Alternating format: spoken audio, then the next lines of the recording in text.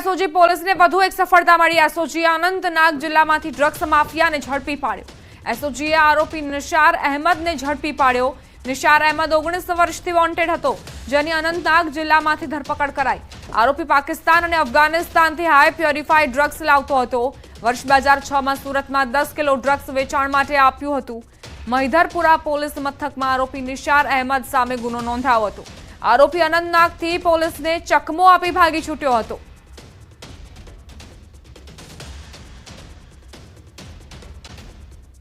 MD drugs ઝડપાયું।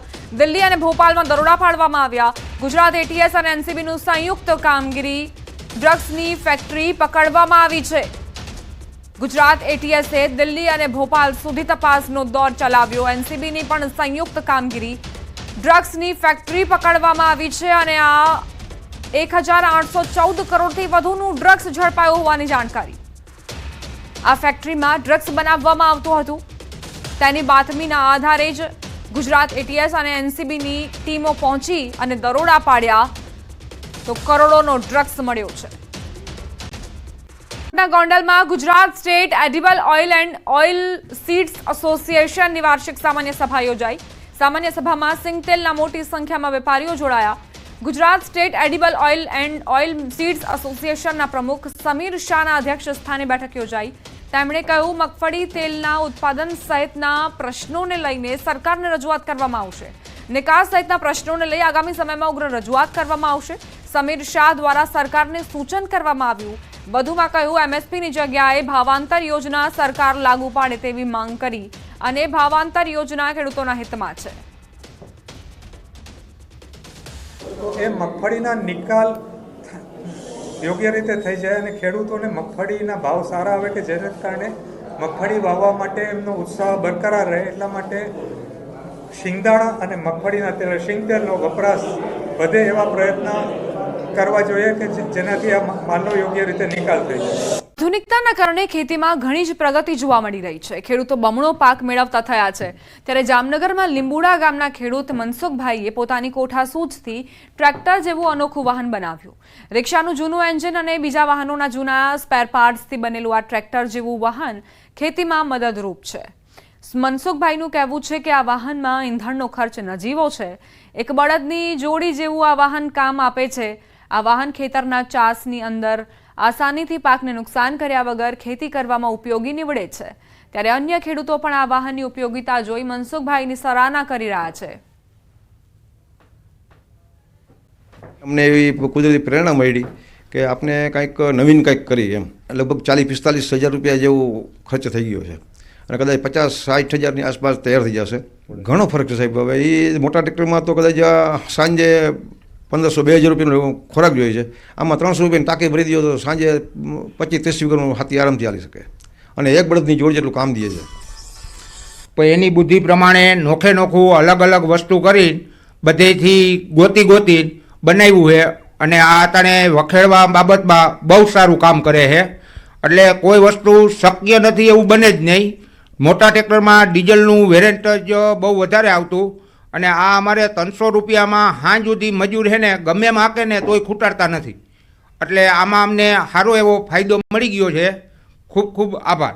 આજના આધુનિક યુગમાં કોઠાસૂઝથી ખેડૂત દ્વારા અવનવા આવિષ્કાર કરવામાં આવે છે। ત્યારે જામનગર જિલ્લાના જોડિયા પંથકમાં આવેલા લીંબુડા ગામે સૂઝબૂઝથી ખેડૂત દ્વારા જે મિની ટ્રેક્ટર છે તે બનાવવામાં આવ્યું છે। જે પ્રકારના દ્રશ્ય આપ જોઈ રહ્યા છો, હાલ જે ખેડૂત છે તે ખેડૂત દ્વારા વેસ્ટમાંથી બેસ્ટ બનાવવાનો પ્રયત્ન કરવામાં આવ્યો છે। જે આ ટ્રેક્ટર પ્રકારનું એક આ અનોખું સાધન બનાવવામાં આવ્યું છે, જેમાં રિક્ષાનું જે એન્જિન છે અને મારુતિનું ગેરબોક્સ લઈ અને ખેતી માટે એક અનોખું ટ્રેક્ટર બનાવવામાં આવ્યું છે। હાલ આ ટ્રેક્ટર ચાલી રહ્યું છે। જે પ્રકારે 40-45 હજારના ખર્ચામાં આ ખેડૂતે એક નવો જ આવિષ્કાર કર્યો છે અને જામનગરના ખેડૂતે આજના આધુનિક યુગમાં એક અનોખું ટ્રેક્ટર બનાવ્યું છે। કેમેરામેન મનસુખ રામોલિયાની સાથે કિંજલ કારસરિયા, ન્યૂઝ 18 ગુજરાતી, જોડિયા, જામનગર। સીમા રસડા ગામમાં રસ્તાને લઈ વિવાદ સર્જાયો। ગામમાં ઇન્દિરા કોલોનીથી ગામને જોડતો 2 કિલોમીટરનો રસ્તો વર્ષો પહેલા બનાવાયો હતો। આ રસ્તો પેટલાદના તત્કાલીન ધારાસભ્ય દ્વારા પોતાની ગ્રાન્ટમાંથી બનાવાયો હતો। લગભગ 700 જેટલા પરિવારોને આ રસ્તાથી લાભ થયો હતો। જોકે રસ્તો બન્યાના થોડા વર્ષો બાદ રસ્તાને લઈ વિવાદ થયો.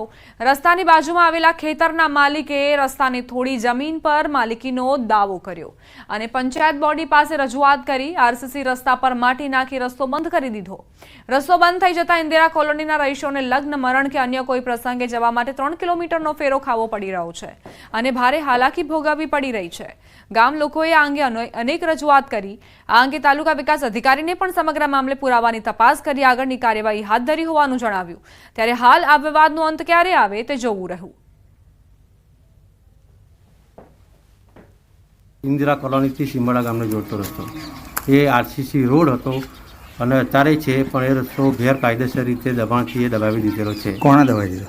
એ બાજુવાળા ખેતર જે છે ને એમને. આ રસ્તો અહીંથી કે તમને હું વિડીયો બતાવું એનો, અને મેં ઘણા બધા આવેદનો બી કર્યા છે. મામલતદારમાં, કલેક્ટરમાં અને સીમાડા ગામ પંચાયતમાં તલાટીને આપેલો અને સરપંચશ્રીને બી આપેલું છે.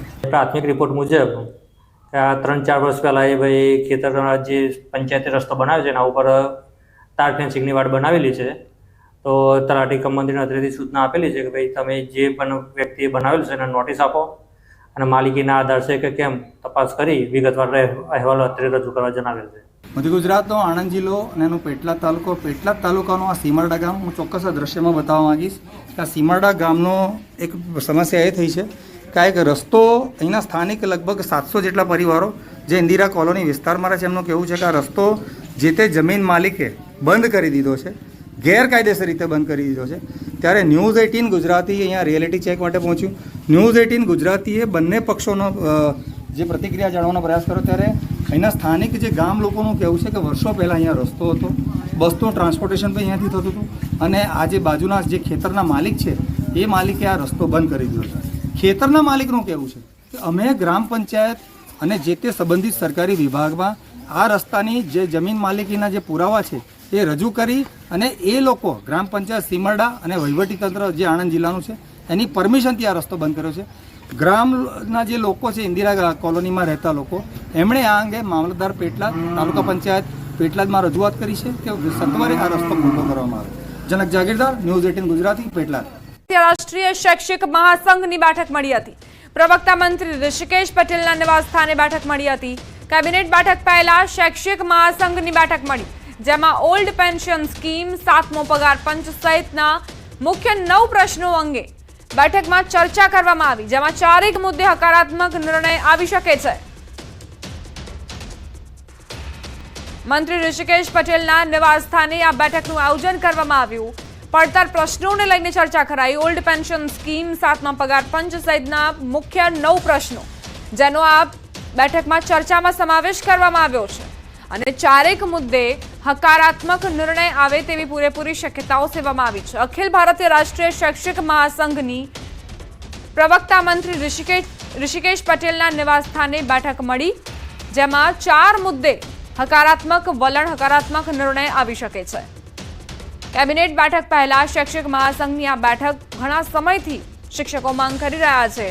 પોતાના પડતર પ્રશ્નોને નિરાકરણ લાવવા માટે પ્રયત્ન કરી રહ્યા છે અને આજે આ મહત્વની બેઠક મળી છે એ પણ રાજ્ય કેબિનેટની બેઠક પહેલા. પ્રવક્તા મંત્રી ઋષિકેશ પટેલ સાથે તેમણે ચર્ચા કરી. જે તેમના મુદ્દાઓ હતા, પ્રશ્નો હતા, યોગ્ય નિરાકરણ લાવવામાં આવે, સરકાર ઝડપી પગલાં લે તેવી આ શિક્ષકોની માંગ અને 4 મુદ્દાને લઈને તો સહમતિ બની હોવાની જાણકારી છે. 4 મુદ્દા પર નિરાકરણ આવશે અને ઝડપથી પગલાં પણ લેવામાં આવશે તેવી જાણકારી. 9 પ્રશ્નોને લઈને, મુખ્ય 9 પ્રશ્નો છે તેને લઈને આ રજૂઆત કરવામાં આવી છે બેઠકમાં. છીએ ગુજરાતની અંદર જે કોમન યુનિવર્સિટી એક્ટ આવેલો છે એની અંદર કેટલીક વિસંગતતાઓ છે, અમે લખીને પણ આપેલી છે. એના માટે એક સમિતિ બને અને જે વિસંગતતાઓ છે તે દૂર કરવાના છે. 300 રજાનું રોકડમાં રૂપાંતર દરેક કર્મચારીને. તો કોમન યુનિવર્સિટી એક્ટમાં વિસંગતતાઓને લઈને પણ રજૂઆત કરવામાં આવી છે. 7મા પગાર પંચથી શરૂ કરીને આપણે એવું ગણી શકીએ કે મુસાફરી, દૈનિક ભથ્થું છે કે કેન્દ્રના ધોરણે બધા ભથ્થા પ્રાપ્ત થાય, આ બધા પ્રશ્નોને આવરી લીધા છે અને એ બહુ સુખદ વાતાવરણમાં જેને કહી શકીએ એવી ચર્ચાનો આયામ રહ્યો છે. એટલે આશા રાખી રહ્યા છીએ અમે કે સાંજની જે કેબિનેટ બેઠક થાય એ બેઠકની અંદર ચારેક મુદ્દા ઉપર ચોક્કસપણે કોઈ નિર્ણયાત્મક રીતે કોઈ ઠરાવ આવશે. મહત્વપૂર્ણ સમાચાર પ્રાપ્ત થઈ રહ્યા છે. આજે મળશે રાજ્ય કેબિનેટની બેઠક. મુખ્યમંત્રી ભૂપેન્દ્ર પટેલની આગેવાનીમાં બેઠક મળશે. આજે સાંજે 4:30 કલાકે બેઠક મળશે. કર્મચારીઓને લઈને મોટો નિર્ણય લેવાઈ શકે છે. રજાના દિવસે મંત્રીમંડળની બેઠક મળશે. કર્મચારીઓના પ્રશ્નો મુદ્દે મળેલી બેઠક અંગે કેબિનેટની બેઠકમાં મંજૂરી આપીને પરિપત્ર કરાશે. 7મા પગાર પંચ અને બીજી અન્ય બાબતો અંગે આજે જાહેરાત કરાશે. કર્મચારી મંડળ સાથે સકારાત્મક વાર્તાલાપ થયો હતો.